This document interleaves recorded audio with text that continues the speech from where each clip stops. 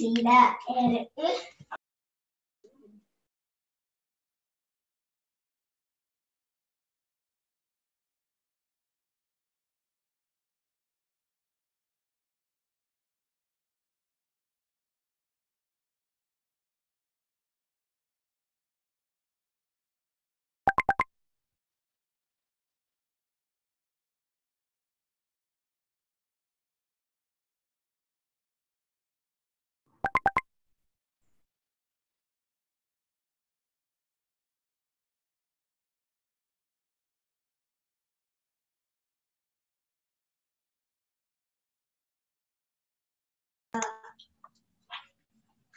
ada naik di tengah-tengah.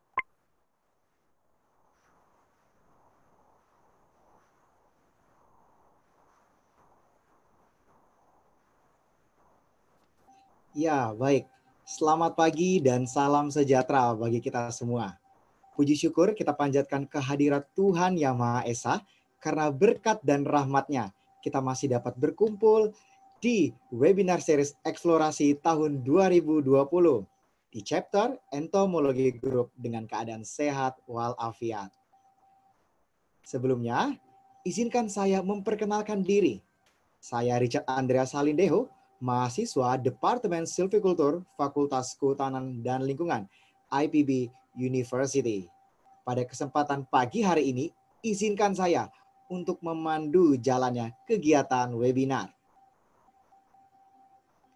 Webinar series hari ini merupakan salah satu rangkaian kegiatan dari eksplorasi tahun 2020. Eksplorasi merupakan program kerja tahunan Himpunan Mahasiswa Departemen Silvicultur Tree Grower Community. Dan untuk tahun ini kegiatan eksplorasi akan diadakan dengan bentuk yang berbeda dari tahun-tahun sebelumnya. Tema besar dari kegiatan eksplorasi tahun 2020 yakni menelaah dampak kebakaran hutan terhadap ekosistem hutan pegunungan di Taman Nasional Gunung Ciremai. Kemudian, untuk tema webinar series pada pagi hari ini akan dibahas mengenai peran serangga terhadap keberhasilan suksesi kebakaran hutan dan potensinya sebagai penghasil produk HHBK unggulan. Untuk kegiatan hari ini akan dimulai dengan pembukaan yang telah saya bawakan. Lalu dilanjutkan dengan pemaparan materi pantikan dari Ketua Entomologi Group, Saudari Tiara Alvina. Kemudian materi dari narasumber yakni Dr. Insinyur Nur Farika Haneda MSI selaku dosen hama hutan IPB University. Lalu dilanjutkan dengan sesi diskusi dan diakhiri penutup. Adapun beberapa peraturan untuk webinar pada pagi hari ini, peserta dapat membacanya di room chat yang tersedia.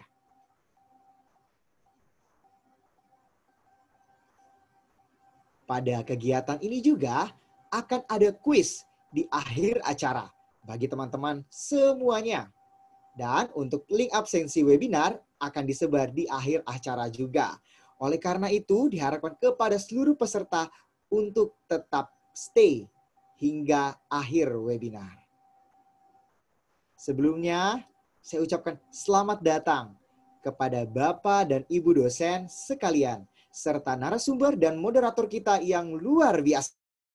Juga tidak lupa, selamat datang kepada seluruh peserta webinar series eksplorasi tahun 2020. Selanjutnya, kita akan masuk ke sesi pemaparan materi yang akan dipandu oleh moderator kita, yaitu Kang Dimitri Teguh Iman. Berikut adalah CV dari Kang Dimitri. Kang Dimitri lahir di Bogor pada tanggal 11 Oktober tahun 1998. Beliau merupakan alumnus dari SMA Insan Kamil Bogor dan sampai dari tahun 2016 sampai sekarang sebagai mahasiswa di Departemen Silvicultur Fakultas Kehutanan dan Lingkungan IPB. Beliau juga sangat aktif di beberapa organisasi Dari tahun 2017 sampai 2018, beliau merupakan anggota DKM Ibdur Rahman. 2018 sampai 2019, beliau menjabat sebagai Ketua Divisi Media Sosial, Media dan Sosial Informasi DKM Ibdur Rahman. 2017 sampai 2019, beliau merupakan anggota Tree Grower Community. Dan pada tahun 2020, beliau merupakan Koordinator Asisten Praktikum Perlindungan Hutan. Adapun pengalaman lainnya, di mana pada tahun 2018, beliau mengambil sertifikasi Oxford Placement Test, dan pada tahun 2019, beliau juga mengambil sertifikasi pembenihan tanaman hutan. Ya, itu dia CV dari moderator kita. Tanpa berlama-lama waktu lagi, langsung saja kita sambut moderator kita kepada Kang Dimitri Teguh Iman. Dipersilakan. Baik, terima kasih kepada MC. Bismillahirrahmanirrahim. Assalamualaikum warahmatullahi wabarakatuh. Selamat pagi dan salam hormat kepada Bapak Ibu dosen yang sudah hadir, serta kepada narasumber Ibu Dr. Insinyur Nur Fariha Haneda, MSI, dan juga seluruh peserta yang sudah hadir dalam webinar series Chapter Entomology Group. Perkenalkan kembali, saya Dimitri Teguh Iman, mohon izin untuk menjadi moderator untuk webinar dengan bahasan kali ini, yaitu peran serangga terhadap keberhasilan suksesi pasca kebakaran hutan dan potensinya sebagai penghasil produk hasil hutan bukan kayu. Hasil hutan bukan kayu unggulan, mohon maaf. Sesi ini terdiri atas 3 bagian, yaitu pertama, pemaparan materi pemantik dari Ketua Entomology Group Tree Grower Community, yaitu Saudari Tiara Alvina. Kedua, pemaparan materi utama dari Ibu Dr. Insinyur Nur Fariha Haneda, MSI. Dan terakhir, sesi tanya-jawab atau diskusi. Diharapkan saat pematerian berlangsung, seluruh peserta tetap dalam keadaan kondusif, dan jika ada yang ingin ditanggapi atau mengajukan pertanyaan, maka dapat disampaikan dalam kolom obrolan atau chat room. Tanpa berpanjang-panjang lagi, mari kita dengarkan materi pemantik dari Saudari Tiara Alvina. Kepada pemateri, dipersilakan untuk menyampaikan.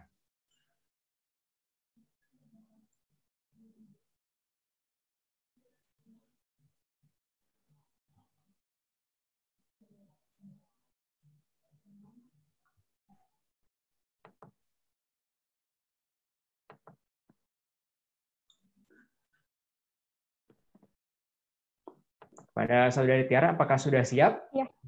Baik. Apakah sudah terlihat? Sudah. Ya.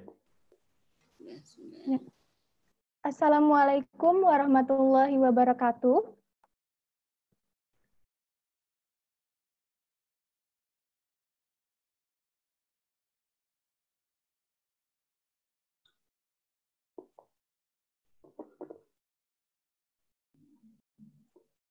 Saudari Tiara, apakah masih tersambung? Fakultas Kehutanan IPB.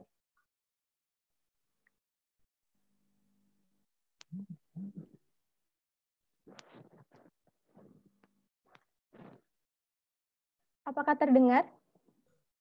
Terdengar. Perkenalkan lagi, nama saya Tiara Alvina. Saya mahasiswa Silvikultur Fakultas Kehutanan IPB. Di sini saya akan memantik sedikit bahasan mengenai peran serangga terhadap keberhasilan suksesi pasca kebakaran hutan dan potensinya sebagai penghasil produk HHBK unggulan. Saya akan membukanya dengan sebuah pertanyaan. Apa yang terlintas di benak Anda saat melihat gambar ini? Tentunya serangga ada di alam sekitar kita dan terlihat sedang menghinggapi daun atau bunga ya. Tapi yang saya ingin Anda perhatikan bahwa serangga ini memiliki warna dan corak yang menarik, bukan? Bagaimana dengan gambar ini? Apakah masih sama menariknya dengan gambar sebelumnya? Mungkin sebagian ada yang berpikir biasa saja, atau ada juga yang merasa takut atau geli. Dulu saya pernah berpikir, bahwa beberapa serangga itu tidak berguna dan hanya mengganggu saja. Tapi sekarang saya meyakini kalau semua serangga itu memiliki peran. Mereka ada dan diciptakan bukan tanpa alasan. Sebagai contoh, pada hutan, ada serangga yang bisa dimanfaatkan untuk bahan konsumsi, menghasilkan produk kesehatan, bahan pakaian, bahkan makanan. Inilah yang disebut sebagai HHBK atau hasil hutan bukan kayu. Selain itu, serangga juga memiliki peran penting di ekosistem. Ada yang menjadi polinator untuk membantu penyerbukan pada tanaman, dekomposer yang mengurai materi organik dalam siklus nutrisi, predator dan parasitoid. Beberapa serangga juga ternyata berfungsi sebagai bioindikator kondisi lingkungan.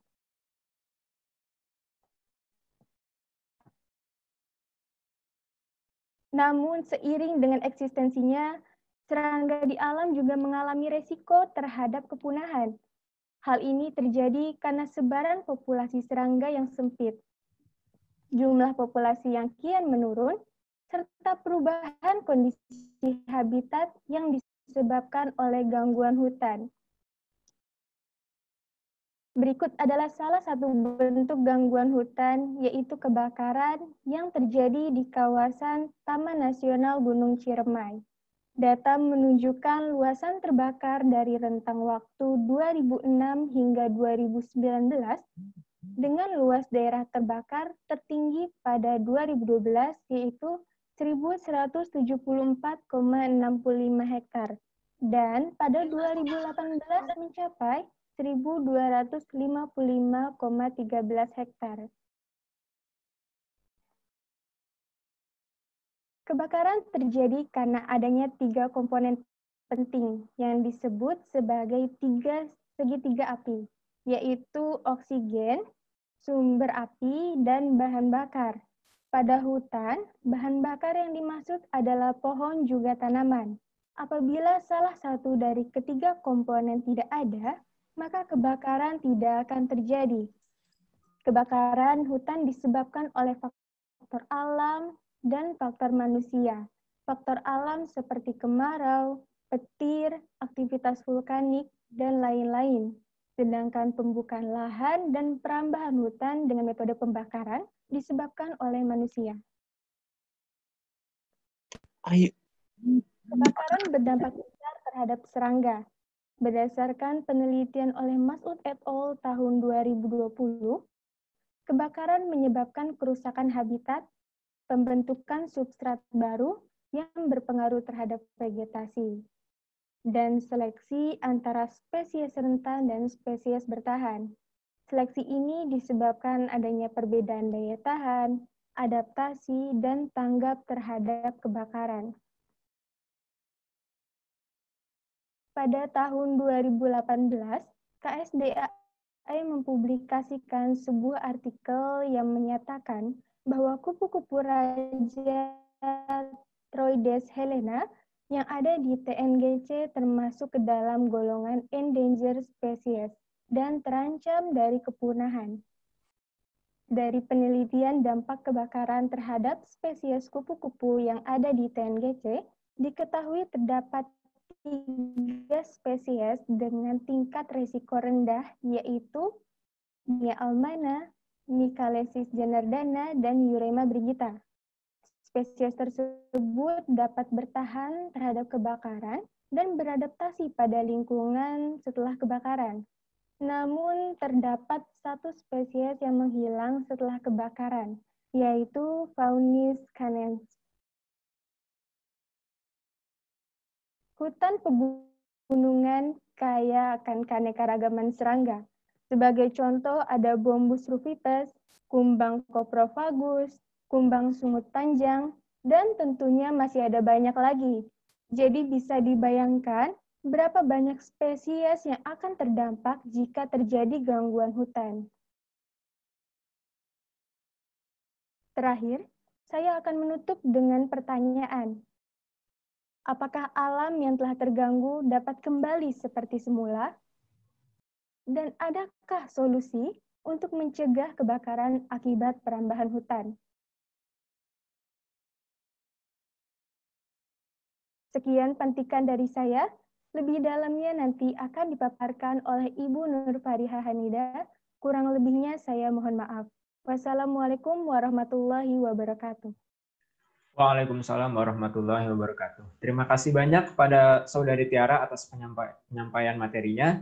Semoga dapat membangkitkan peningkatan keingetahuan terhadap peran ekologis dan ekonomi serangga, terutama di hutan. Peran-peran tersebut akan kita dalami lebih lanjut, terutama dalam bahasan suksesi atau pergantian dominasi jenis serangga pasca kebakaran hutan dan potensi serangga sebagai sumber hasil hutan bukan kayu. Bahasan ini akan dipandu oleh seorang narasumber yang memiliki kepakaran tinggi, yaitu Ibu Dr. Insinyur Nur Fariha Hanida, MSI, yang sekarang sudah hadir bersama kita. Sebelum berlanjut, izinkan saya bacakan curriculum vitae atau riwayat dan pengalaman beliau. Demikianlah akan saya bacakan. Ibu Dr. Insinyur Nur Fariha Hanida, MSI, lahir di Kudus 21 September 1966. Pendidikan tinggi beliau adalah S1 di Institut Pertanian Bogor, lalu S2 juga di Institut Pertanian Bogor, dan S3 di University Putra Malaysia atau UPM. Kepakaran beliau adalah entomologi atau keilmuan serangga hutan. Kemudian jabatan organisasi yang pernah beliau jabat adalah pertama, pada tahun 2009 hingga 2013, beliau menjadi Sekretaris Departemen Silvikultur. Kemudian pada tahun 2012 hingga sekarang, menjadi Kepala Laboratorium Entomologi Hutan. Kemudian tahun 2015 hingga sekarang, Ketua Departemen Silvikultur, Fakultas Kehutanan dan Lingkungan Institut Pertanian Bogor. Dan terakhir, dari tahun 2018 hingga sekarang, beliau menjadi anggota tim pakar silin atau silvikultur intensif di Kementerian Lingkungan Hidup dan Kehutanan. Organisasi profesi yang pernah beliau ikuti adalah MASI atau Masyarakat Silvikultur Indonesia, kemudian PEI atau Perhimpunan Entomologi Indonesia, lalu MARI atau Masyarakat Arborikultur Indonesia, dan terakhir ISA atau International Society of Arboriculture. Demikianlah sebagian dari sekian banyak pengalaman dan keahlian yang beliau miliki. Tanpa menghabiskan banyak waktu lagi, sekarang marilah kita simak ilmu pengetahuan yang akan beliau sampaikan. Kepada Ibu Dr. Insinyur Nur Fariha Hanida, MSI, saya persilakan untuk menyampaikan. Baik, terima kasih kepada moderator, Saudara Dimitri. Bismillahirrahmanirrahim. Assalamualaikum warahmatullahi wabarakatuh. Pertama-tama, saya ucapkan terima kasih kepada panitia yang sudah memberikan kesempatan kepada saya untuk menyampaikan materi ini. Materi ini juga merupakan bagi saya juga suatu pelajaran gitu ya. Kita sama-sama belajar. Sebelumnya selamat saya ucapkan kepada panitia eksplorasi yang tidak patah semangat ya dengan kondisi pandemi saat ini. Saya ingin menyampaikan, ini minta tolong kepada panitia ya, nanti untuk menjadi asrotnya. Pada kesempatan hari ini, kita akan melihat peran serangga terhadap keberhasilan suksesi pasca kebakaran hutan dan potensinya sebagai penghasilan produk HHBK unggulan. Dari paparan saya nanti mungkin banyak yang sebetulnya belum kita ketahui ya. Jadi ada celah-celah ataupun bahan-bahan studi yang bisa kita lakukan. Lanjut, Mbak. Nah, tadi sudah disampaikan oleh Tiara ya bahwa serangga di hutan itu banyak sekali peranannya. Ya. Bermacam-macam peranan yang bisa dilakukan oleh serangga. Dalam hal ini serangga itu kita berpikir bahwa serangga itu beraneka ragam. Ya. Jadi tidak hanya serangga yang sering kita lihat, ternyata banyak juga serangga yang luput dari pemerhati kita. Nah, serangga itu merupakan suatu organisme makhluk hidup yang di dalam hidupnya sangat dipengaruhi oleh faktor-faktor yaitu faktor abiotik dan faktor biotik. Kita tahu faktor abiotik adalah faktor, ini terutama adalah faktor fisik ya. Misalnya suhu, kelembapan, cahaya, kemudian angin, curah hujan, dan juga ruang ya, atau space-nya, tempat tinggal serangga tersebut. Kemudian faktor yang lain adalah faktor biotik.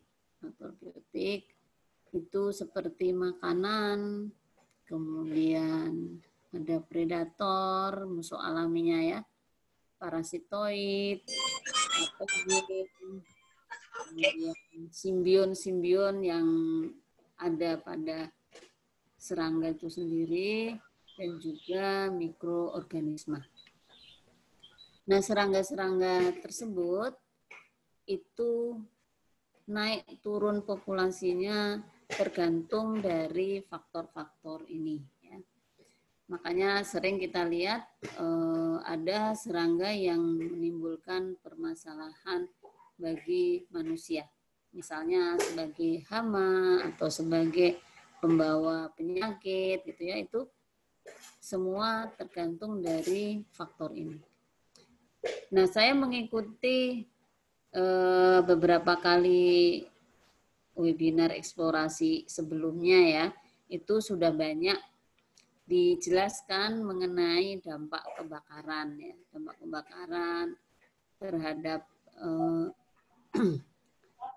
penyakit, terhadap tanah, dan terhadap tumbuhan, vegetasi gitu ya. Jadi saya mungkin tidak banyak lagi menyampaikan itu, hanya secara singkat saja bahwa dampak kebakaran ini yang jelas suhu itu naik gitu ya, dan kenaikan suhu itu sangat tinggi. Kemudian menimbulkan gas rumah kaca. Untuk tanah pH-nya juga naik gitu ya. Dan pada saat terjadinya kebakaran yang suhunya bisa sampai 1000 derajat itu hampir tidak ada kehidupan ya. Semuanya menjadi hilang gitu ya. Nah, lanjut peran serangga kalau kita hubungkan dengan kebakaran itu lebih banyak ke peran dekomposisi ya. Dekomposisi bahan-bahan sisa kebakaran ya, karena kalau hasil dari kebakaran hutan ataupun lahan itu yang ada adalah banyak mungkin arang, bahan-bahan organik gitu ya, yang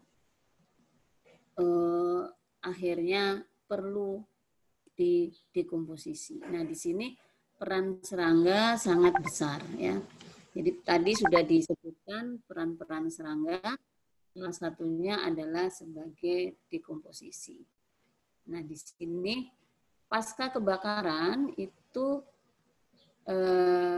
dekomposisi yang akan menjadi tugasnya serangga itu bisa dalam bentuk serasah ya, yang sudah jatuh di atas permukaan tanah, ataupun pada pohon yang masih berdiri ya.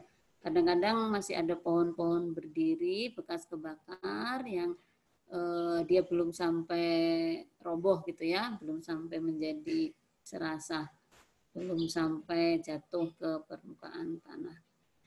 Nah, kita tahu bahwa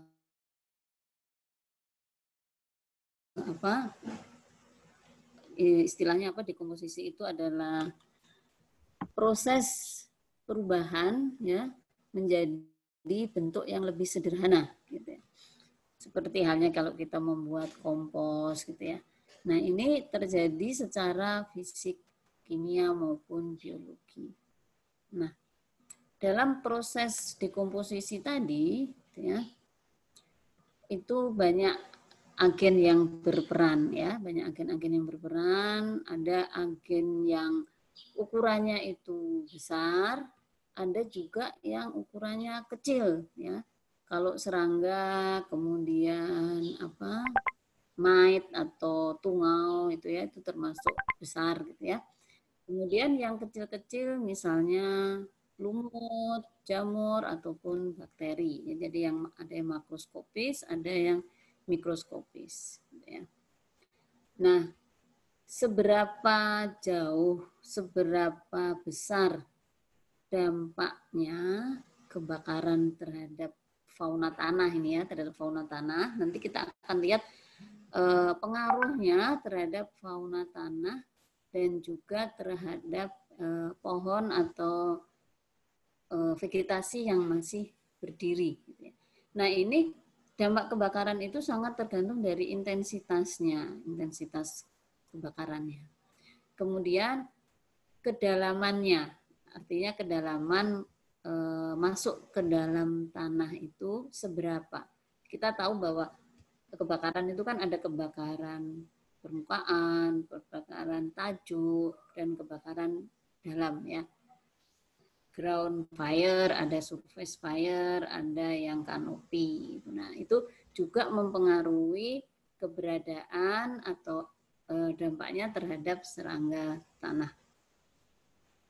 Kemudian yang mempengaruhi lagi itu adalah waktu lamanya terjadi kebakaran. Kemudian jenis tanahnya dan juga vegetasinya. Ya, vegetasinya. Jadi ada beberapa faktor yang menjadi menjadi terhadap dampak kebakaran ini. Ada beberapa faktornya ya, pengaruhnya itu tergantung dari faktor-faktor ini. Jadi peran serangga itu sangat besar karena dalam proses dekomposisi dia akan memakan, menghancurkan. Jadi ada yang mengatakan bahwa proses dekomposisi itu serangga adalah yang pertama ya. Serangga yang pertama untuk mencerna itu ya, memotong-motong menjadi ukuran-ukuran yang kecil. Kemudian setelah dia jatuh ke tanah atau setelah dipotong-potong tadi, kemudian tugas berikutnya adalah tugasnya mikroskopik organisme. Ya, ada jamur, ada bakteri, lumut, dan lain-lain. Oke, next. Lanjut.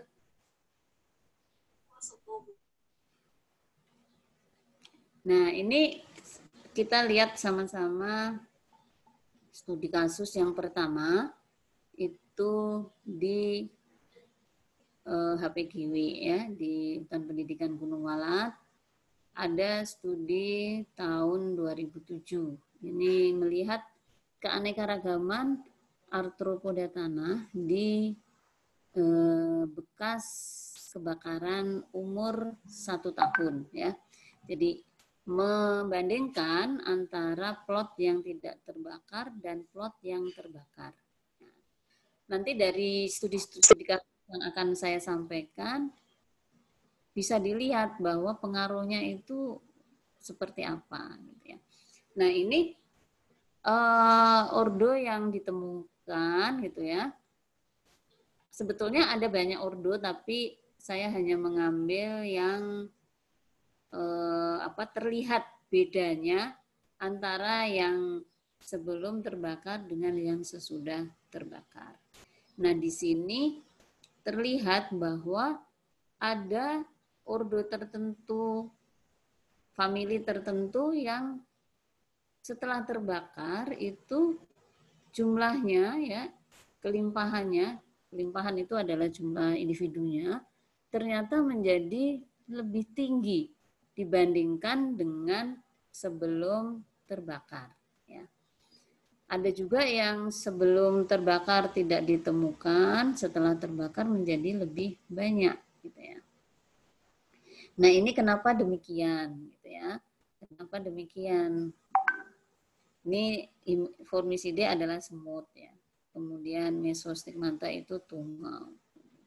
Nah, ini berhubungan dengan proses dekomposisi tadi. Ya, ini pada tanah. Nah, selanjutnya, slide selanjutnya kita bisa lihat pada serasa. Nah, pada serasa ternyata juga demikian ya, pengaruhnya kelimpahannya itu naik setelah terbakar. Ya. Itu adalah dari kelompoknya Collembola. Ini yang sangat jelas terlihat. Memang Collembola itu tugasnya adalah sebagai decomposer. Nah, serangga-serangga ini ukurannya seberapa gitu ya. Ternyata yang berperan terhadap dekomposisi ini adalah serangga-serangga yang ukurannya sangat kecil sekali ya. Jadi serangganya itu tidak, artinya kita tidak bisa melihat dengan mata gitu ya. Kita hanya bisa melihat dengan bantuan kaca pembesar ataupun dengan mikroskop. Nah, kadang-kadang kita sering melihat atau tidak memperhatikan ya bahwa sebetulnya ada makhluk hidup atau organisme yang kita tidak bisa melihat, tetapi mereka itu istiqomah gitu ya. Mereka memang tugasnya itu dan dia melaksanakan itu terus, apakah itu dilihat orang atau tidak gitu ya. Nah, itu contoh yang paling bagus itu ya, seperti Collembola, kemudian tungau gitu ya. Ini kita bisa menjadikan contoh juga, mengambil pelajaran dari serangga ini. Selanjutnya, Mbak. Nah, kita melihat ini diversitasnya ya. Kalau kita melihat dari nilai diversitasnya ya, kita melihat richness-nya, kita melihat diversity-nya, ternyata yang tidak terbakar lebih tinggi dibandingkan yang terbakar ya.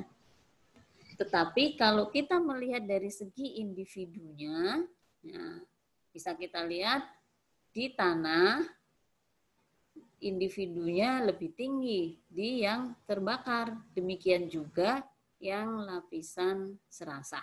Ya. Jadi di tanah maupun di serasa, individunya, kelimpahannya lebih tinggi di yang terbakar. Tetapi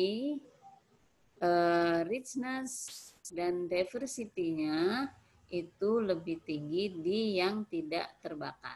Nah, dari sini kita bisa melihat bahwa dampak dari kebakaran untuk serangga-serangga yang ada di tanah, ternyata diversity-nya tetap lebih tinggi di tidak terbakar, tetapi yang terpengaruh adalah kelimpahannya. Nah, dari sini kita bisa melihat, serangga apa yang banyak datang pada saat setelah terbakar. Jadi tadi tabel-tabel sebelumnya kita tahu ternyata misalnya semut, Collembola itu banyak datang ya, tungau karena makanannya melimpah. Ya. Oke, selanjutnya Mbak. Nah, ini studi kasus yang kedua saya ambil pada dekomposisi atau serangga yang terdapat di pohon yang berdiri ya, pohon berdiri yang masih hidup nih. Sebagian masih hidup, sebagian sudah mati ya.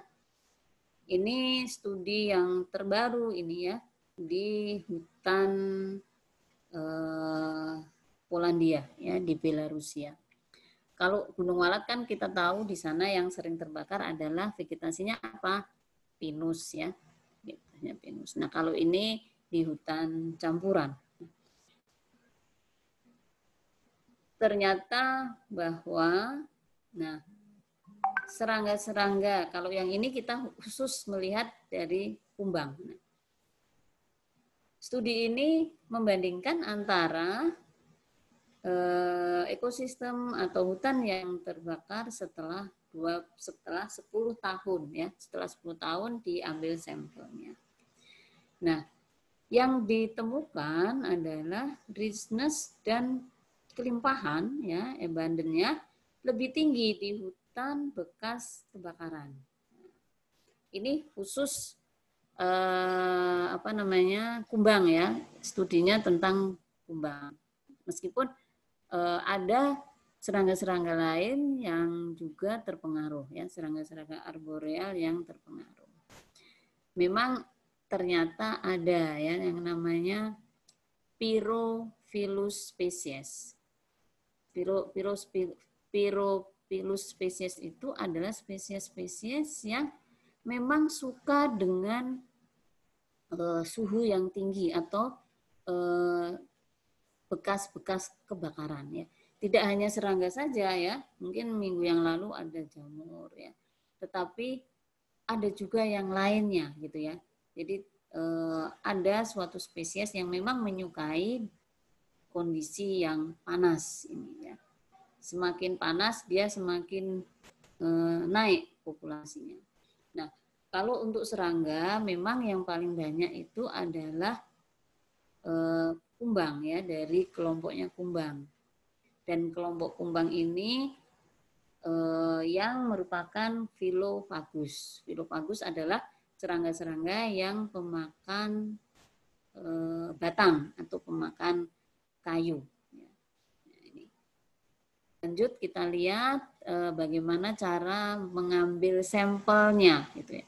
Kalau tadi yang di Gunung Walat itu menggunakan teknik trapnya adalah pitfall ya, pitfall trap, karena yang diambil adalah serangga-serangga permukaan tanah atau serangga-serangga tanah. Nah, untuk ini pohon yang masih berdiri di sini ada 2 trap yang dipakai, yaitu yellow pen trap dan window trap. Nah, mungkin kalian pernah juga melihat yellow pen trap ya. Yellow pen trap kok ada di bawah, Bu, gitu kan. Ya, kadang-kadang sering kita melihat atau menggunakan yellow pen trap itu kita taruh di permukaan tanah. Yaitu nanti targetnya adalah serangga-serangga permukaan tanah. Tapi bisa juga digunakan untuk serangga-serangga yang terbang atau serangga-serangga yang arboreal. Itu dilakukan dengan memasang di atas permukaan tanah. Jadi kita kaitkan, kita buat di tiang gitu ya, jadi di atas. Nah, kita bisa lihat itu kondisi yang A itu adalah hutan yang terbakar, yang bekas terbakar. Kemudian yang B itu adalah hutan yang tidak terbakar. Nah, ini kita sampling, kita lihat kumbang-kumbangnya, komposisinya bagaimana, kelimpahannya bagaimana, gitu ya. Lanjut.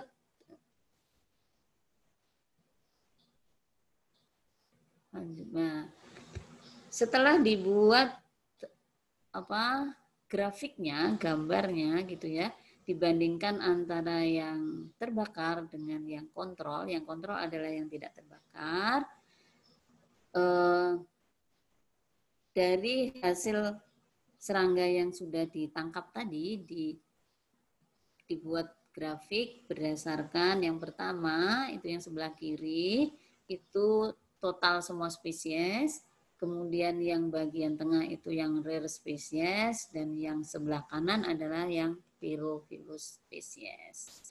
Dari sini semua grafik ini menunjukkan ditemukan bahwa setelah terbakar ternyata lebih tinggi ya, baik itu kelimpahannya maupun richness-nya. Jadi kalau yang di atas itu adalah number of species, richness-nya, yang di bawah adalah abundance-nya ya, number of individual.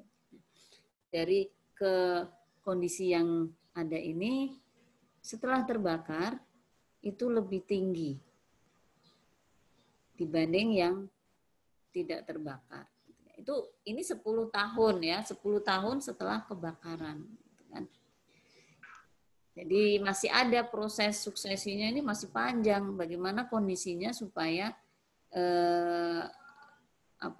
diversity-nya itu kembali seperti lebih tinggi pada saat sebelum terbakar, gitu ya.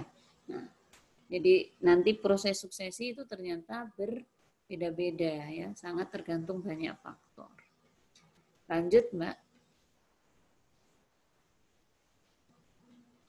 Nah, ini kalau mau melihat ya serangga-serangga yang banyak ditemukan di kondisi-kondisi kebakaran. Ini yang setelah kebakar ya. Ini serangga-serangga sebelah kiri itu serangga-serangga yang Philofagus, Xylophagus, sedangkan yang sebelah kanan adalah yang ada di tanah. Nah, ini sangat kecil kalau yang di serangga-serangga yang di tanah ya. Kalau yang di pohon masih meskipun kecil masih bisa terlihat oleh mata kita. Ini ada kolembola ya, kolembola itu yang putih-putih yang kecil-kecil itu. Ini adalah kolembola, ini tungau ya, ini kolembola ini. Nah, ini kumbang itu. Yang banyak ditemukan, yang banyak dikoleksi pada habitat yang setelah terbakar.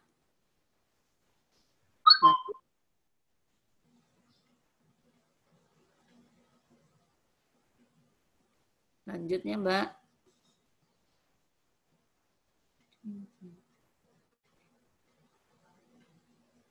Next.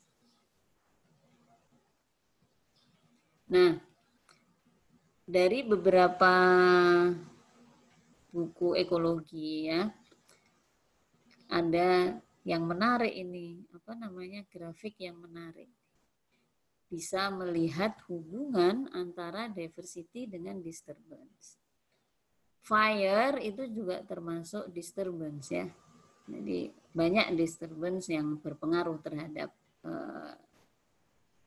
ekosistem, terhadap terutama ini terhadap serangga, kita bicara tentang serangga ya, dengan diversity-nya. Nah, ternyata memang ya di awal itu ya, itu terjadi suatu kenaikan. Ya.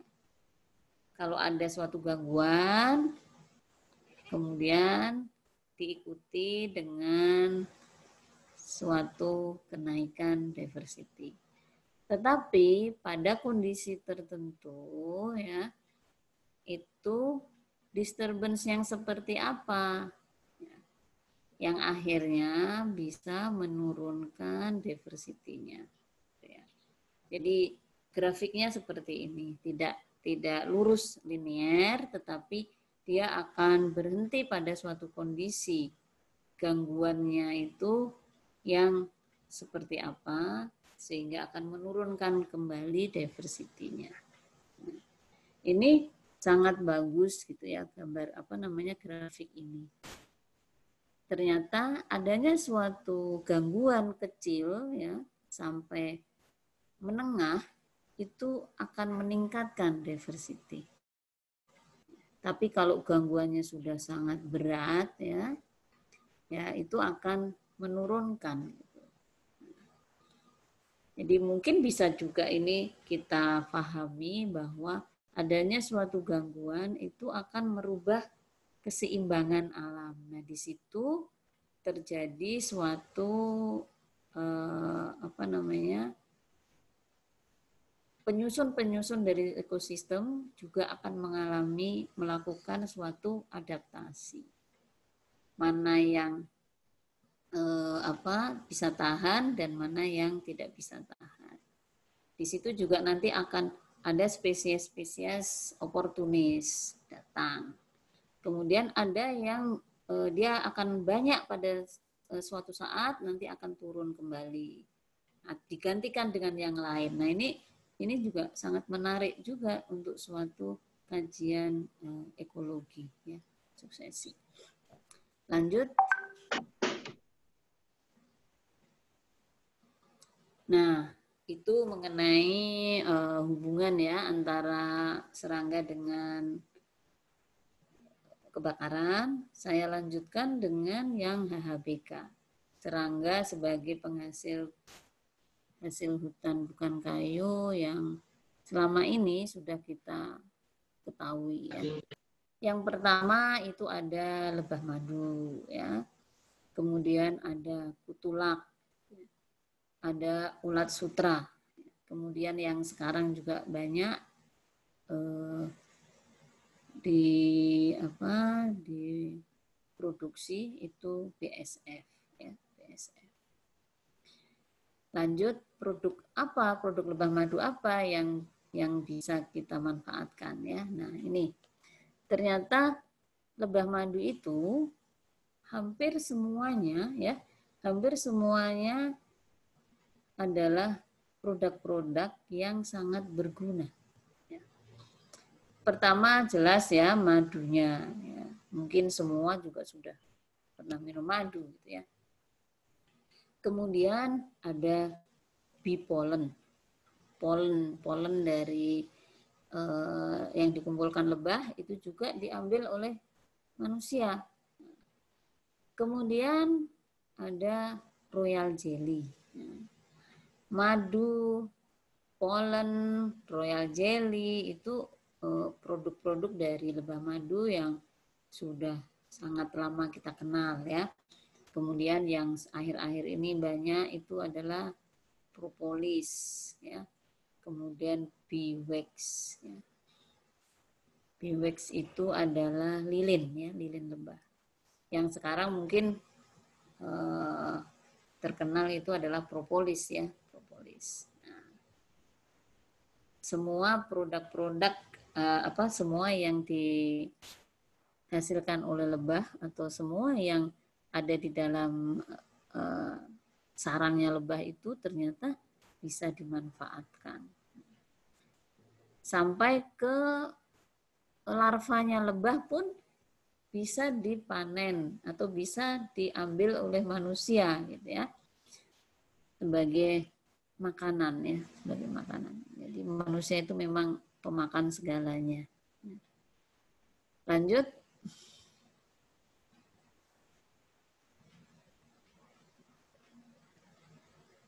Kutulak ya, kutulak ini mungkin hanya beberapa orang ya yang pernah melihat ya, banyak yang belum melihat juga gitu ya.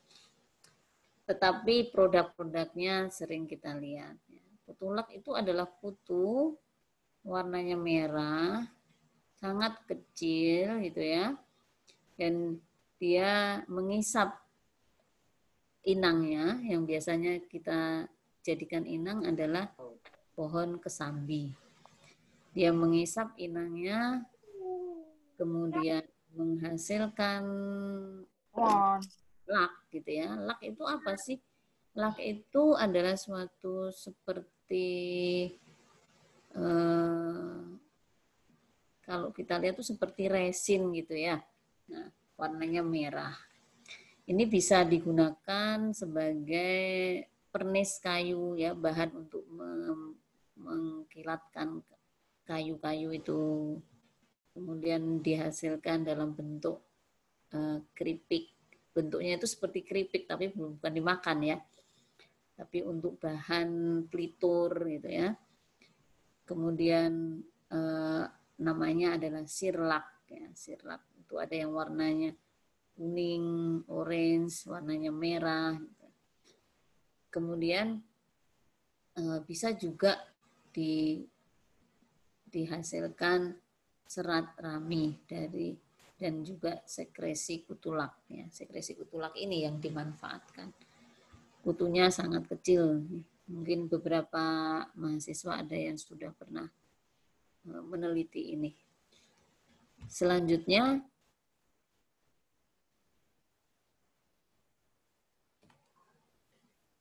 lanjut itu adalah ulat sutra. Nah, kita sudah familiar ya kalau dengan ulat sutra ini. Ulat sutra ini kita budidayakan, kemudian diambil benangnya ya, yang dipanen dari kokonnya. Nah, sebenarnya utamanya adalah itu ya, utamanya adalah benang itu tadi. Namun demikian produk-produk sampingan dari yang tadi pupa-pupa atau kepompong-kepompong tadi bisa juga digunakan untuk kerajinan tangan. Nah, kemudian pupa yang ada di dalam kokon tadi juga bisa digunakan sebagai pangan ya, sebagai pangan. Ada yang dimakan tapi juga ada yang untuk pakan ternak. Nah, yang sering kita lihat adalah ulat sutra yang Bombyx mori ya, yang kita pelihara itu. Tetapi ada juga ulat sutra liar ya. Ulat sutra liar itu juga mahal harganya. Mungkin bisa dilihat next slide berikutnya. Ini ya, produk dari ulat sutra liar. Ada beberapa jenis kupu-kupu yang menghasilkan kokon juga ya. Misalnya Cricula. Ini adalah Cricula. Kemudian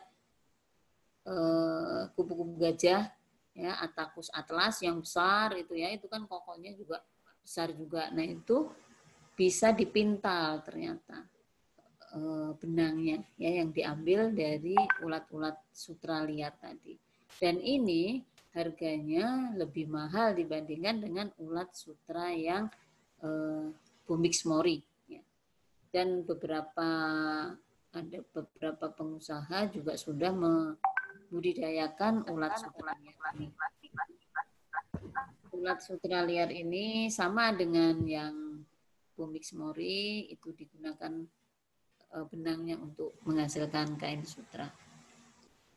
Dan juga ada yang digunakan diproduksi untuk benang untuk menjahit untuk bedah ya, itu juga ada. Nah, kalau Cricula ini kokonnya itu keemasan gitu warnanya, jadi warnanya warna alami gitu ya. Harganya bisa jutaan itu ya, apa namanya, kainnya.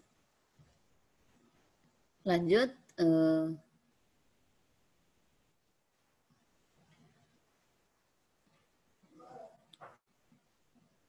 Nah, yang sekarang ini sedang banyak digunakan dalam rangka untuk memanage sampah ya, sisa-sisa bahan organik itu adalah black soldier fly ya. Jadi BSF ini sekarang banyak digunakan di mana-mana ya, ada di skala rumah tangga maupun di skala industri gitu ya. Bahkan banyak juga perusahaan-perusahaan yang sudah menjual larvanya gitu ya.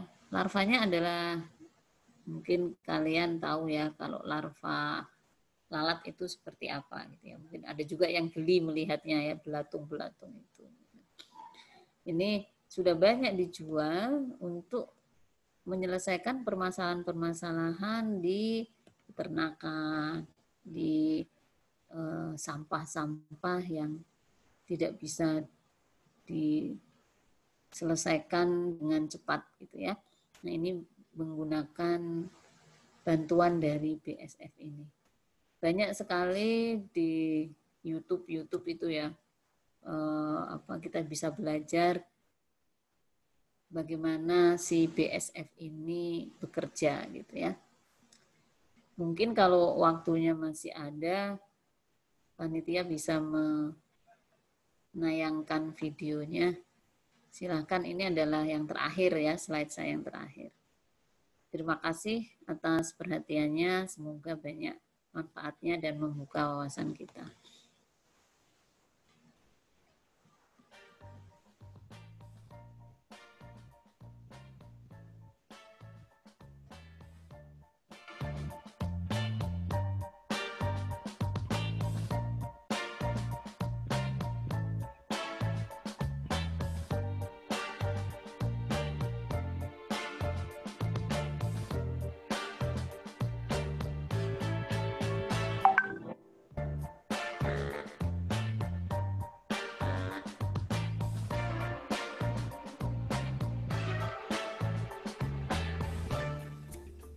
Let's start with the BSF rearing unit, the heart of the facility. This is where we produce millions of small larvae every day. Life usually starts with sex. In our case, mating takes place in a so-called love cage. We provide the flies with a water source for drinking, space for mating, and a place where the females lay their eggs, the so-called eggies. After a week of hard reproduction work, most of the flies have died and we remove the love cage. We bring the harvested eggies to the nursery, where they are placed over a tray with feed. When the young larvae hatch, they fall into the feed, where they immediately start to eat. Due to the constant rain of hatchlings, we call this the hatchling shower. After 5 days of feeding, the young larvae, the so-called limadol, are ready for the waste treatment. We need about 600 to 800,000 larvae for 1 ton of waste. We thus have to separate the larvae from the feed and count them. Of course, we only count a few grams and extrapolate the total number. The portioned young larvae are then ready to be used in the waste treatment units. A small fraction, let's say about 1% of our young larvae, will be needed to keep the colony running. They are fed a mixture of chicken feed and water for about 2.5 weeks, until they transform into prepupae and are ready to pupate. They do this in boxes with a moist pupation material where they will bury themselves and go through metamorphosis. The time it takes from pupa to adult varies from 10 to 20 days. We place the pupation boxes in so-called dark cages. Now, whenever a fly emerges, it will remain calm and wait, because activity in general and mating of the black soldier fly in particular is stimulated by light. When we want to set up a new love cage, we connect the 2 cages and lure the flies into the love cage with a lamp. The cycle is completed and the whole game may begin again. Now that we have seen how to produce young larvae in great and defined numbers, we move on to the actual bio-waste treatment unit. In the case of our facility in Indonesia, we receive waste from a fruit and vegetable market. To make the waste easily accessible for the BSF larvae, we shred it with a hammer mill, but any kind of shredder can do that. Our fruit and vegetable waste mixture is very wet. We therefore let it drain for a day or 2 to reduce the water content. Here you can see the treatment setup. We work in crates because 1 person can handle them and we can stack them onto a pallet. Between every layer of trays there is a metal frame which allows air circulation. The larvae stay in the trays for 2 weeks. During this period they are fed 3 times. That means that every pallet treats about 500 kilograms of waste. Once the larvae have reached a good size, the whole pallet can be harvested.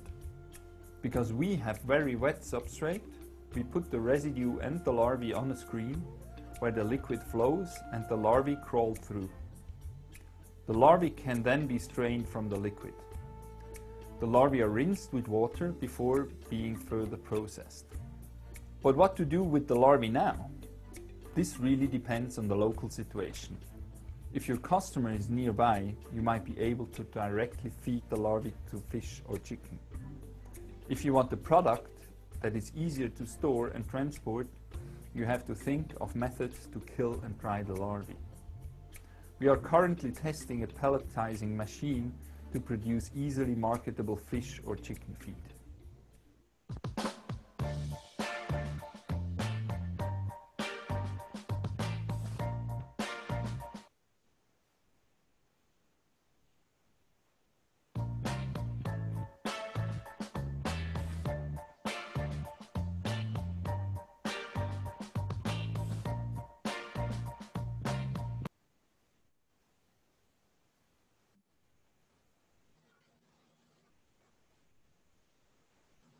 Baik, terima kasih atas perhatiannya. Assalamualaikum warahmatullahi wabarakatuh.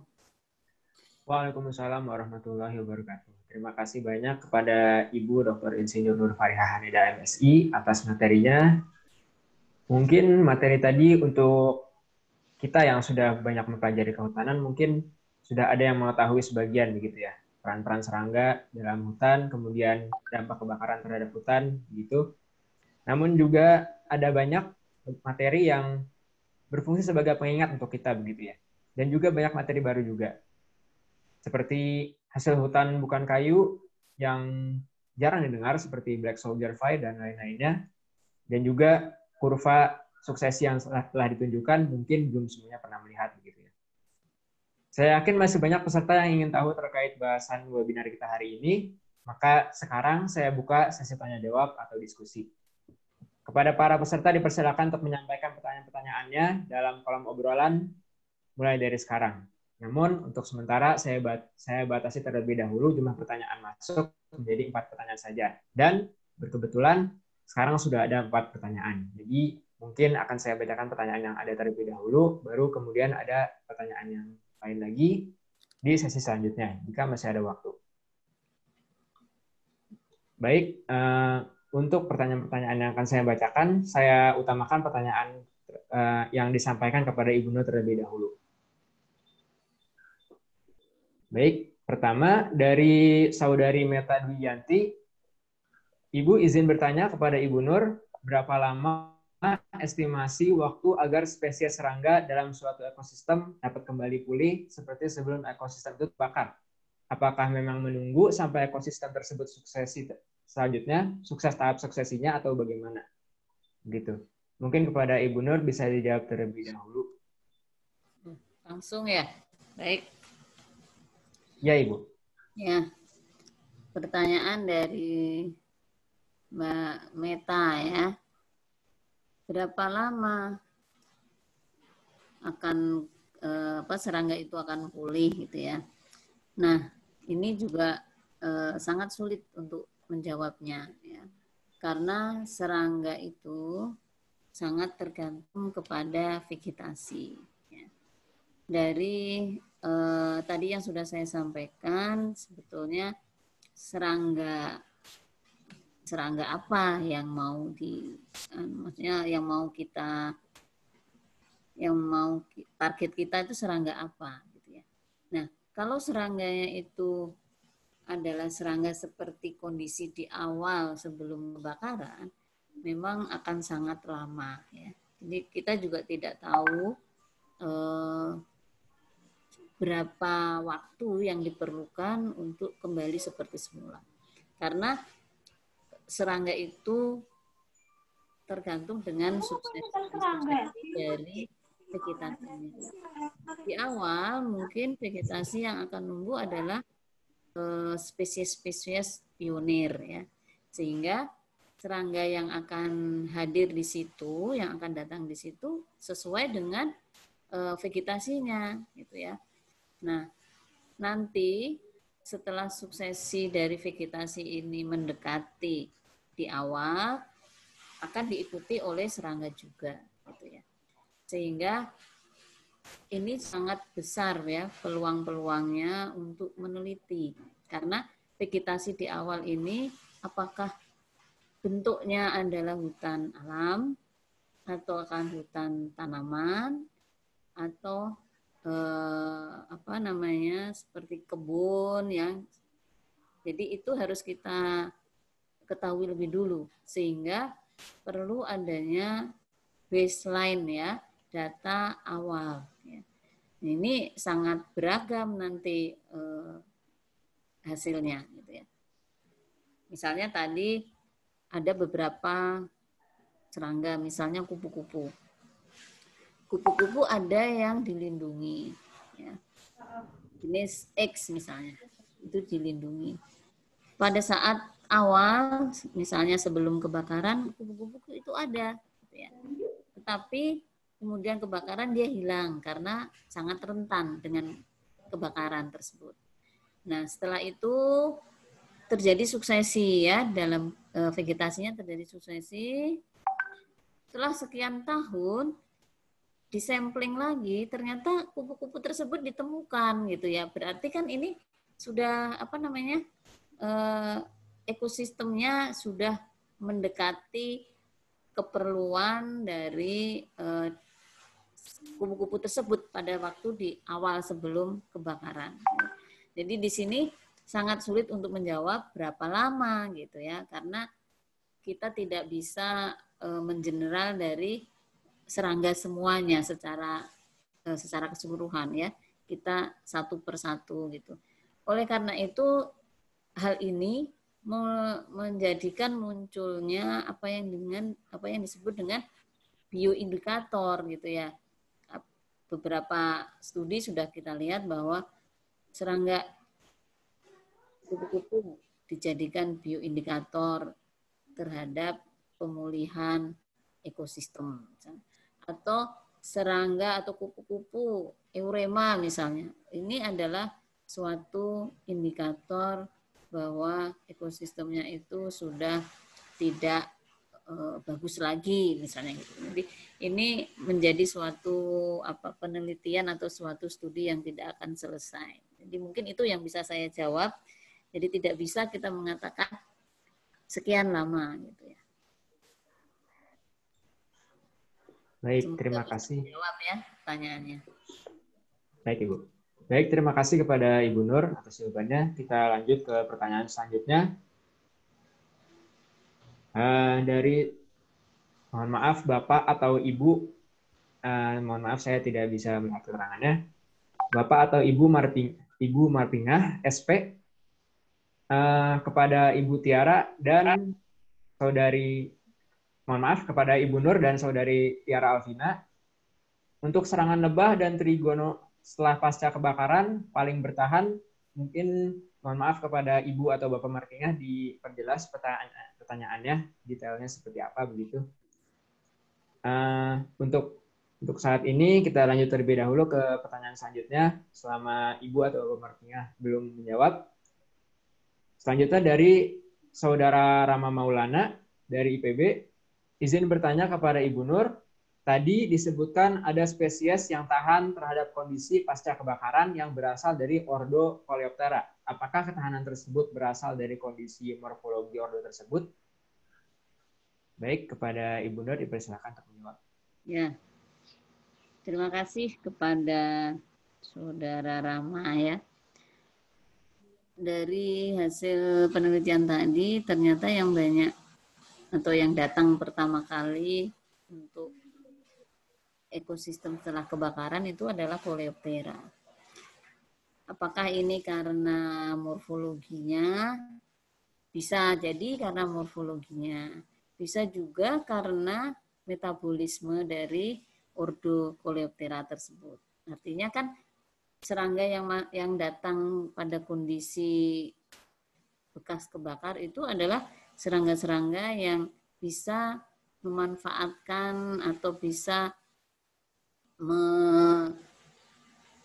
beradaptasi dengan kondisi kering, panas. Artinya serangga tersebut bisa mengatur metabolisme dari tubuhnya sehingga tidak memerlukan banyak air gitu ya. Regulasi dari metabolisme di dalam tubuhnya juga berpengaruh. Jadi tidak hanya sekedar morfologinya tapi juga metabolisme atau fisiologi dari serangga tersebut. Mungkin itu. Mungkin yang Ibu Marpingah ya, saya rasa Ibu lah. Ibu Marpingah tadi pertanyaannya serangan lebah dan trigona. Mungkin serangga lebah dan trigona mungkin ya setelah pasca kebakaran.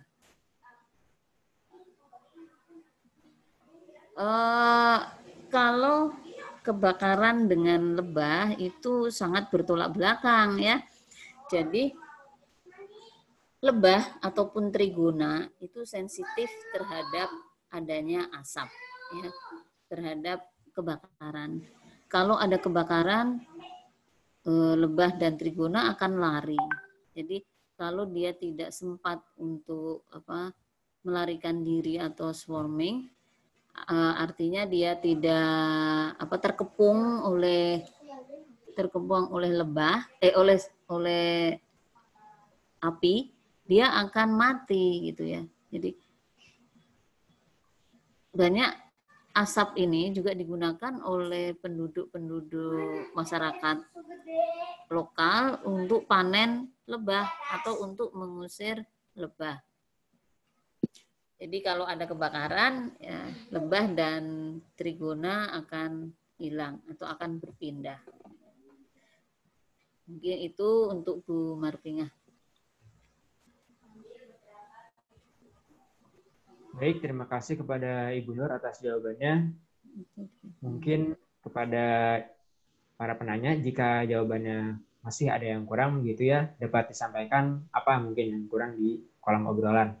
Untuk selanjutnya kita lanjut ke pertanyaan keempat, terakhir untuk sesi ini, yaitu dari Ibu atau Bapak, mohon maaf, dari Bapak Yusuf, dari Taman Nasional Gunung Ciremai. Nah, pertanyaan ini ditujukan kepada Saudari Tiara Alvina.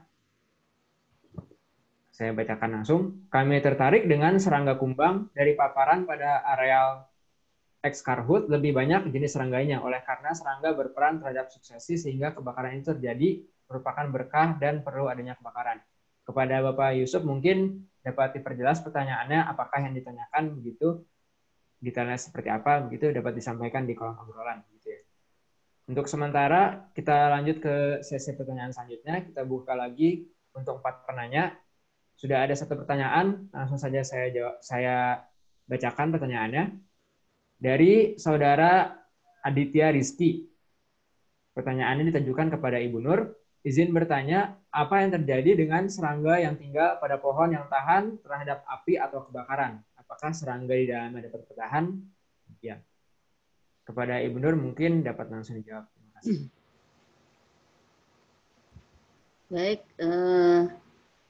pohon yang tahan terhadap api. Nah, pohon ini apakah serangga yang tinggal di dalamnya juga dapat bertahan? Nah, itu juga belum tahu gitu ya, belum bisa menjawab karena kemungkinan serangganya tidak tahan, tetapi pohonnya yang tahan gitu ya. Nah, memang ada beberapa serangga yang punya hubungan tertentu gitu ya dengan suatu jenis pohon, misalnya makaranga ya. Makaranga itu adalah pohon yang punya hubungan dengan semut, itu punya hubungan tertentu. Nah, kalau pohonnya tahan, apakah serangganya tahan? Saya belum bisa menjawab ini gitu, karena saya belum tahu apa pohon yang tahan terhadap api atau terhadap kebakaran itu pohon apa.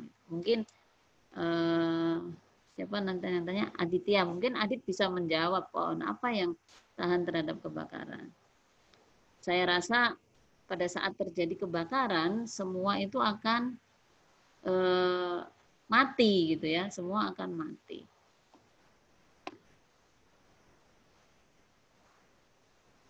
Mungkin itu yang bisa saya sampaikan. Baik, terima kasih kepada Ibu Nur atas jawabannya. Kepada peserta, jika masih ada pertanyaan yang ingin disampaikan ataupun tanggapan dapat disampaikan di kolom obrolan. Masih ada waktu beberapa menit untuk menyampaikan pertanyaan. Baik, dipersilakan kepada para peserta. Kemudian untuk pertanyaan dari Bapak Yusuf mungkin dapat diperjelas dan dituliskan begitu ya, detail pertanyaan itu seperti apa di kolom obrolan. Bapak Yusuf ya. Oh, ya Ibu. Bapak Yusuf mungkin saya sedikit berkomentar ya.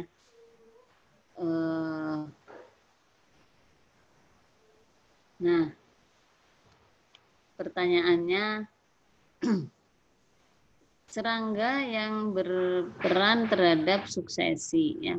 Banyak serangga yang berperan terhadap terjadinya suksesi setelah kebakaran. Nah, apakah ini merupakan suatu berkah? Kalau begitu ya, kalau begitu perlu adanya kebakaran gitu ya, supaya supaya kumbangnya itu lebih beragam gitu ya, supaya serangannya lebih beragam. Nah, ini memang menjadi suatu suatu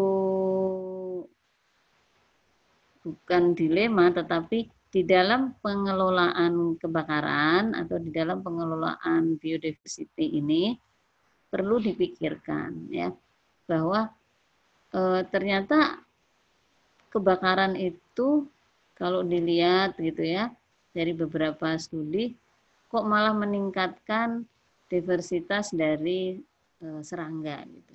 Berarti perlu nggak apa-apa kalau begitu ya kebakaran, bukan demikian gitu ya. Cara berpikir kita harus kita luruskan juga bahwa di dalam mengatasi kebakaran gitu ya, maksudnya di dalam mengelola kebakaran ini, pada saat terjadinya kebakaran itu kan memang semuanya hilang gitu ya, memang semuanya hilang. Nah, yang tinggi artinya yang naik diversity-nya itu kan setelah terjadinya kebakaran. Jadi artinya bukan pada saat terjadinya kebakaran. Nah, tingginya diversity setelah kebakaran itu pun kita harus lihat komposisi dari serangga-serangga tersebut. Jadi ada suatu serangga yang dia musnah, ada serangga baru yang dia datang, gitu kan? Nah, kemudian kita juga harus memilah-milah juga serangga yang baru tadi itu peranannya sebagai apa, gitu ya? Peranannya apakah dia itu berbahaya atau tidak gitu ya. Pasti karena kalau kita hanya melihat nilai diversity tanpa melihat dari komposisinya, nah itu yang kadang-kadang kita menjadi salah di dalam pengambilan keputusan. Jadi kita ambil contoh saja misalnya di awal komposisinya ABCD ya. ABCD. Nilai indeksnya mungkin 2 misalnya. Setelah kebakaran, dia serangganya menjadi HIJK. Nah, nilainya juga akan mendekati sama, tetapi komposisinya berbeda. Jadi kita juga harus melihat komposisinya juga. Jadi tidak hanya melihat nilai atau indeks diversity-nya saja. Mungkin itu tanggapan dari saya. Supaya tidak keliru gitu ya di dalam pengambilan keputusan.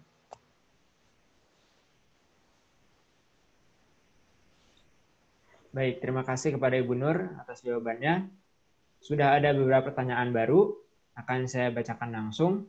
Pertama dari Saudari Vivi Astuti kepada Ibu Nur.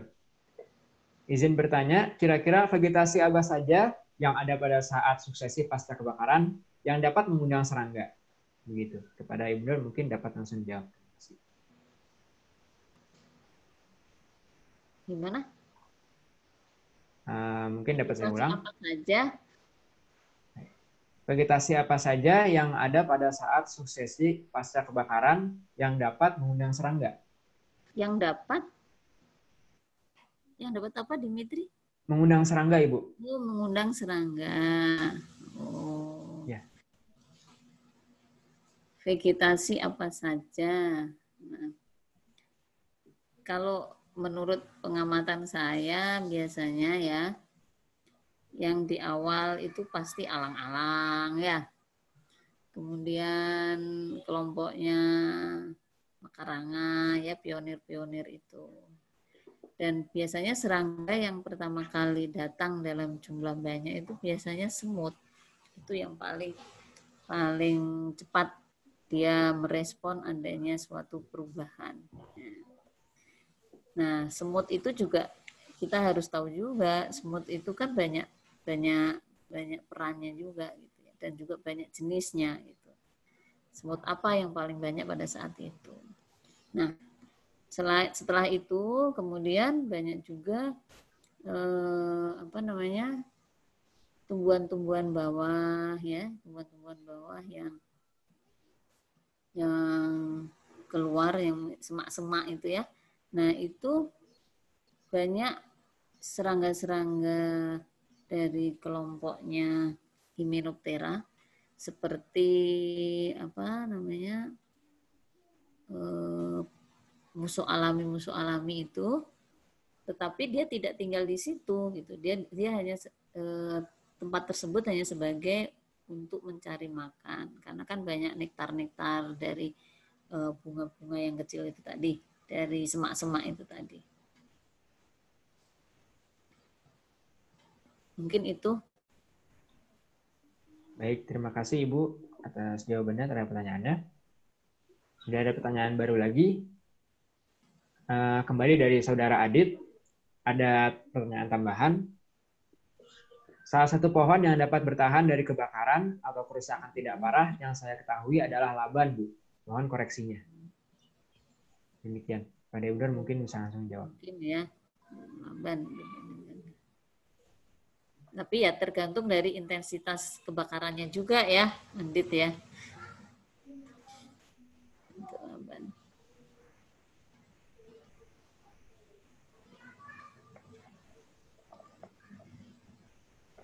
Mungkin masih ada pertanyaan lagi. Baik, Ibu. Sudah ada pertanyaan yang lain juga. Oh, itu ada Bu Marpinga. Iya, Ibu. Kembali dari Ibu Marpinga, bertanya kembali untuk Ibu Nur. Apakah ada referensi untuk budidaya kutulak? Terima kasih. Dipersilakan kepada Ibu Nur. Untuk kutulak ya. Mungkin ada beberapa mahasiswa saya yang penelitian mengenai kutulak ini. Mungkin Bu Marpinga bisa menghubungi saya, nanti bisa saya berikan ada jurnalnya gitu ya. Kemudian kalau Ibu memang tertarik, saya nggak tahu Bu Marpinga posisinya di mana ya. Kalau di budidaya kutulak ini dilakukan di KPH Probolinggo ya, di Jawa Timur. Kemudian banyak juga dilakukan oleh masyarakat di Indonesia bagian timur. Misalnya di Nusa Tenggara Barat, Nusa Tenggara Timur itu banyak melakukan budidaya kutulak. Memang kutulak ini sebetulnya potensinya besar ya bagi Indonesia, karena untuk ekspor itu sangat kurang, padahal yang dibutuhkan itu banyak ya. Untuk angkanya sih saya tidak hafal, tetapi yang bisa dipenuhi oleh Indonesia itu sedikit gitu ya. Ini banyak didominasi oleh negara India ya, ke sana. Itu yang bisa saya tambahkan. Silakan Bu Marpinga kalau tertarik nanti bisa kontak saya.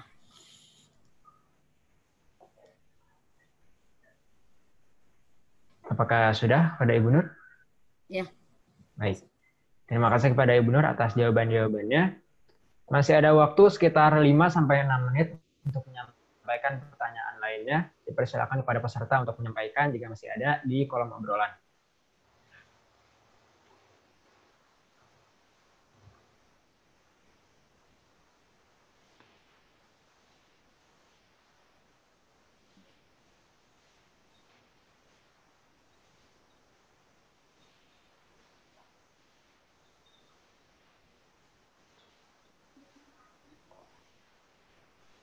Jika tidak ada, mungkin kepada panitia, apakah diakhirkan saja sesi tanya jawab atau diskusi, atau adakah waktu tambahan begitu?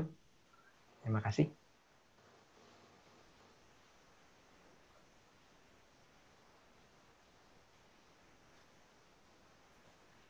Baik, karena waktu tinggal 5 menit lagi dan panitia juga, mohon maaf, sudah ada pertanyaan baru lagi, mungkin untuk 5 menit terakhir ini saja. Dari Bapak Yusuf, kembali izin bertanya kepada Bu Nur, serangga kumbang banyak yang mati akibat ulah penggunaan pestisida pertanian yang tinggi. Apa upaya yang baik, Bu? Demikian. Kepada Ibu, silakan. Pak Yusuf,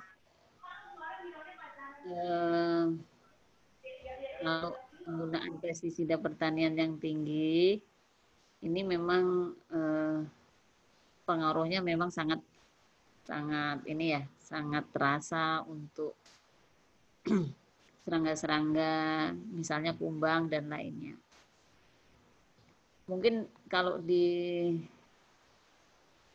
ini banyak di pertanian ya, di sawah-sawah dan lain-lain. Upaya yang bisa kita lakukan adalah melakukan penyuluhan. Ya. Penyuluhan kepada petani. Memang pestisida ini sangat, kalau bagi petani itu dianggapnya sangat efektif ya di dalam membunuh serangga hama. Tetapi pestisida ini tidak membunuh serangga hama saja, tapi juga serangga-serangga yang berguna lainnya, seperti predatornya, parasitoidnya. Sehingga salah satu upaya yang bisa kita lakukan adalah melakukan penyuluhan terhadap para petani ini. Karena kalau kita melarang atau kita tidak memperbolehkan juga sulit, sehingga kita perlu melakukan pendekatan-pendekatan kepada para petani ini. Kadang-kadang pengaruh pestisida ini tidak hanya terhadap serangga hama maupun serangga yang berguna saja, tetapi terhadap petaninya juga sudah banyak kita lihat pengaruh terhadap para petani, sehingga menyebabkan banyak beberapa penyakit ataupun ketidaknormalan pada organ-organ tubuh dari para petani. Jadi ya harus kita lakukan penyuluhan terhadap para petani. Mungkin itu komentar saya. Baik, terima kasih kepada Ibu Nur atas tanggapannya. Masih ada waktu 2 menit, namun masih ada pertanyaan terakhir.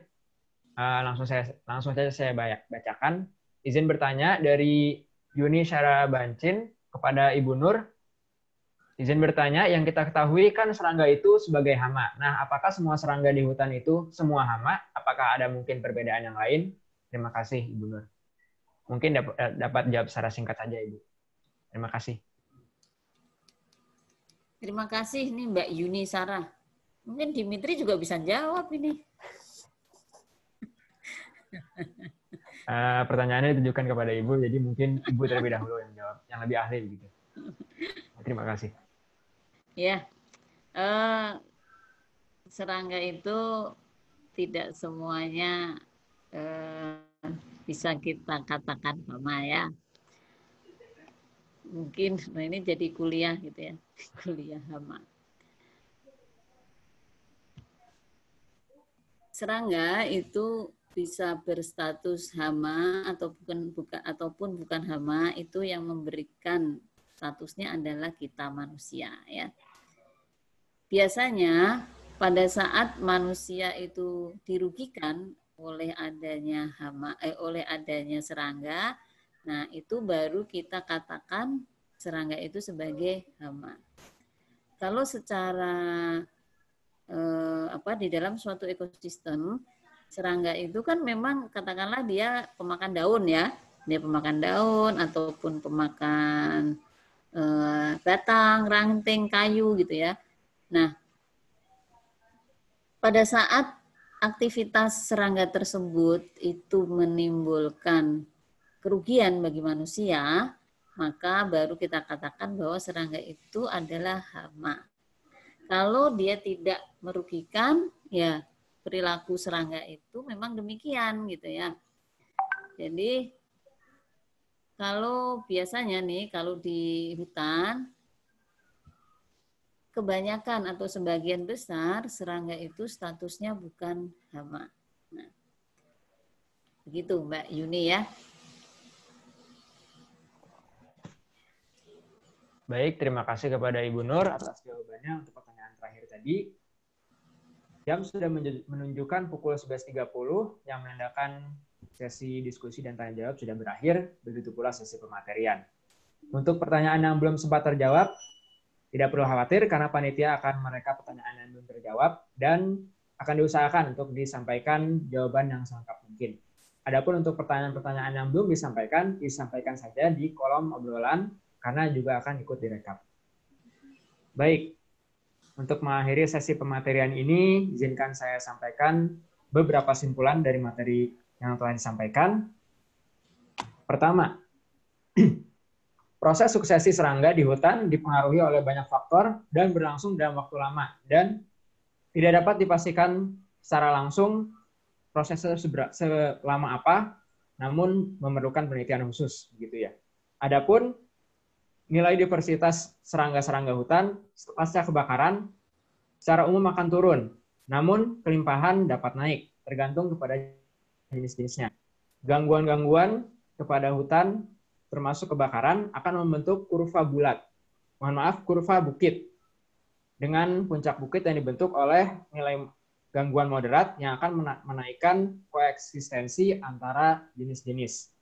Kemudian, gangguan yang rendah akan mengakibatkan eksklusivitas terhadap jenis dominan. Kemudian, gangguan yang tinggi dapat berakibat menghabiskan seluruh jenis. Adapun jenis-jenis yang disebut Pyrophilus atau Pyrophile akan naik pada kedua nilai, yaitu nilai diversitas maupun nilai kelimpahan. Kemudian, untuk hasil hutan bukan kayu sendiri, terdapat kurang lebih 4, yaitu produk dari lebah berupa madu, polen, beeswax, dan propolis. Kemudian ada selak dengan produk-produknya dan olahannya. Kemudian ada ulat sutra dan juga ulat-ulat yang dapat dijadikan pakan, dan terakhir adalah BSF atau Black Soldier Fly yang dapat digunakan untuk pengolahan limbah organik. Demikian simpulan yang dapat saya sampaikan. Mohon maaf atas kekurangannya maupun kelebihannya. Jika ada yang ingin disampaikan, dapat disampaikan di kolom obrolan. Terima kasih. Saya Dimitri Teguh Iman selaku moderator izin undur diri dan acara saya berikan kembali kendalinya kepada MC. Wabillahi taufiq wal hidayah. Walhamdulillah. Wassalamualaikum warahmatullahi wabarakatuh. Selamat siang. Ya, selamat siang juga Kang Dimitri. Ya, terima kasih Kang Dimitri atas pimpinannya untuk di sesi paparan materi. Ya baik, bagaimana hadirin materi yang telah disampaikan? Sungguh menambah wawasan, bukan? Ya, oleh karena itu, mari kita berikan tepuk tangan virtual kita kepada narasumber dan moderator kita.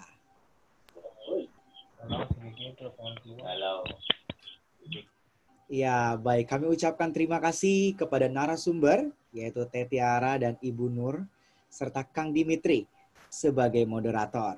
Selanjutnya, akan ada pemberian kenang-kenangan berupa sertifikat secara simbolik.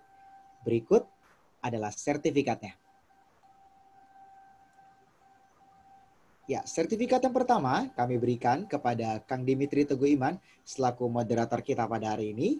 Sertifikat kedua diberikan kepada Teh Tiara Alvina selaku pembicara kita yang sekaligus merupakan ketua Entomologi Group, dan juga kepada pembicara utama kita yaitu Ibu Dr. Insinyur Nur Farika Haneda MSI yang merupakan dosen Hamautan IPB University. Iya. Terima kasih. Iya, baik. Terima kasih. Sekali lagi kami ucapkan kepada moderator dan pembicara kita, Ibu Nur dan juga Teh Tiara serta Kang Dimitri. Baik, teman-teman. Tadi kita boleh berdiskusi cukup panjang. Saya melihat banyak sekali pertanyaan dan pertanyaan-pertanyaan yang menarik boleh disampaikan dari teman-teman peserta. Dan kita akan masuk ke sesi selanjutnya. Ini mungkin sesi yang ditunggu-tunggu oleh kita semua, yaitu sesi kuis. Namun sebelum sesi kuis ini kita mulai, saya pengen nih lihat cek sound dulu dari teman-teman semua. Coba diberikan dulu tepuk tangan virtualnya kembali. Wah, antusias sekali sepertinya teman-teman peserta ini ya. Oke, oleh karena itu, agar kuis kita makin seru dan kondusif, ada beberapa peraturan yang perlu untuk teman-teman peserta perhatikan. Yang pertama, seluruh peserta diperbolehkan untuk mengikuti kuis berhadiah ini. Kemudian yang kedua, saya akan membacakan pertanyaan, kemudian teman-teman bisa langsung mengetikkan jawaban di kolom komentar. Kemudian yang ketiga, waktu yang akan diberikan yaitu selama 5 hitungan yang akan dipandu oleh saya. Dan yang akan menjadi pemenang adalah yang pertama mengirimkan jawaban yang tercepat dan benar pastinya. Dan hadiah yang akan didapatkan oleh pemenang yaitu berupa GoPay sebesar Rp25.000 dan nanti akan langsung dihubungi oleh teman-teman panitia. Oke, bagaimana teman-teman? Sudah ready semuanya? Ya, bisa nih udah dipersiapin. Langsung dibuka kolom komentarnya ya ketika saya baca pertanyaan, bisa langsung dijawab. Oke, kita langsung masuk saja ya ke sesi kuis. Saya akan bacakan pertanyaan pertama. Baik, untuk pertanyaan pertama. Serangga sangat banyak di ekosistem. Serangga sangat beragam jenis dan fungsinya.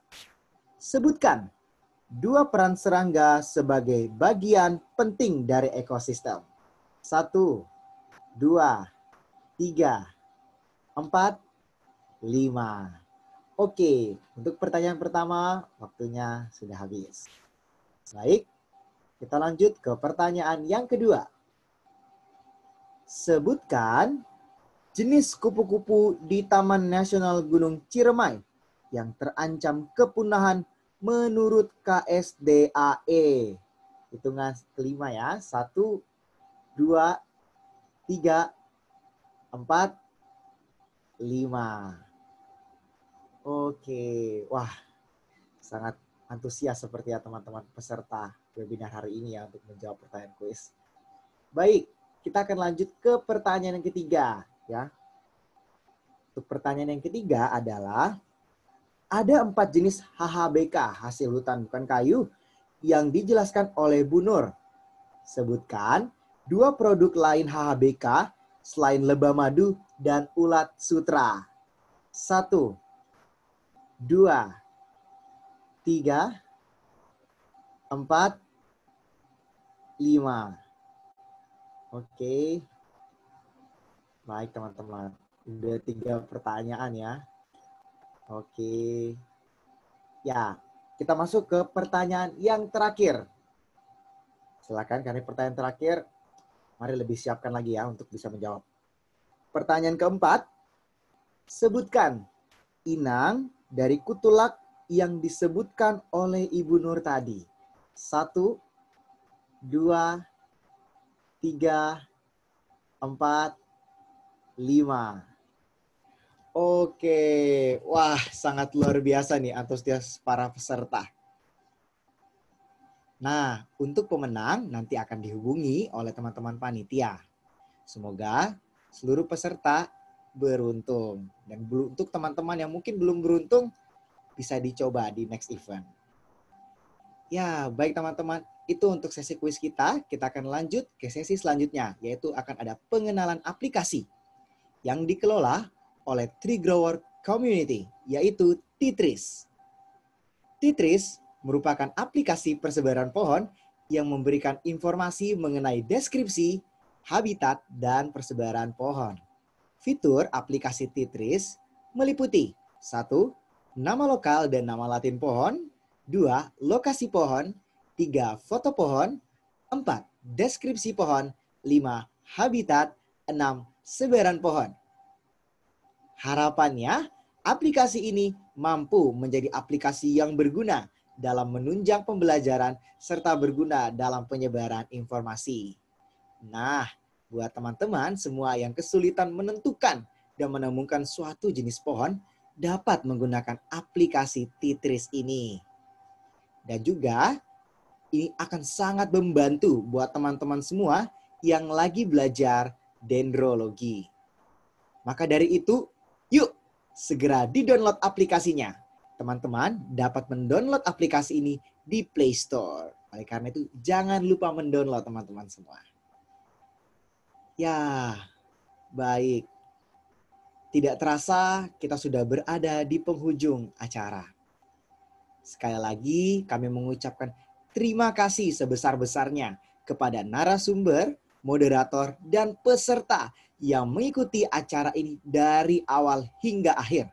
Semoga apa yang disampaikan pada hari ini bermanfaat bagi kita semua. Mohon maaf apabila ada salah perkataan selama acara ini berlangsung. Dan jangan lupa untuk mengikuti webinar series selanjutnya. Saya Richard Andreas Salindeho, selaku pembawa acara, izin undur diri.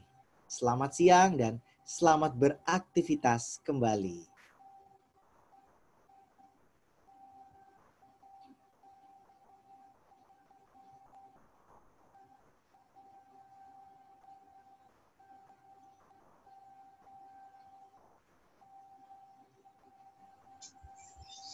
Terima kasih. Terima kasih. Terima kasih Ibu Nur dan hadirin. Oke, baik. Terima kasih Ibu Nur Fariha, Tiara Alvina, Richard, Bang Dimit, serta para hadirin sekalian. Jangan lupa esok hari kita masih ada webinar series untuk agroforestry di waktu yang sama. Namun besok jam 10 kita akan ada webinar series agroforestry. So, jangan lupa hadirin sekalian bisa terus mengikuti webinarnya esok jam 10 pagi. Untuk para peserta yang menang kuis tadi akan kami hubungi secara lebih lanjut untuk info tentang hadiahnya.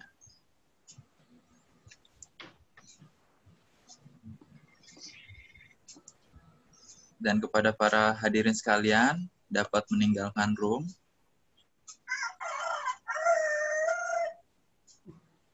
Itu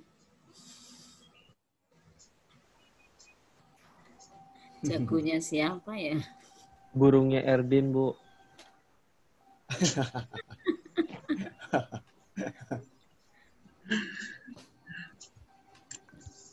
Tanggal 27 itu ada apa?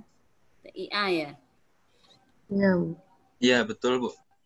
Nah, tanggal 27 juga ada Pahutan D ya? Iya, benar. Untuk pengenalan Impro ya. Tanggal 26 departemen juga ada webinar ya, Bu? Iya, tanggal 26. Untuk tanggal 26 itu Pahutan D